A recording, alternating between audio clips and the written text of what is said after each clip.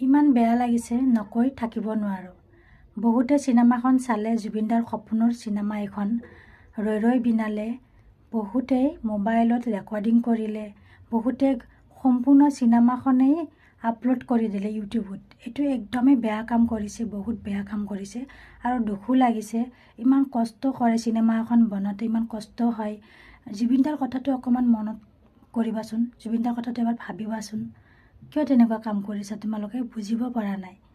মই মানে বহুত দুখ লাগিছে ভিডিঅ'বোৰ চাই আৰু মই নকৈ থাকিব পৰা নাই।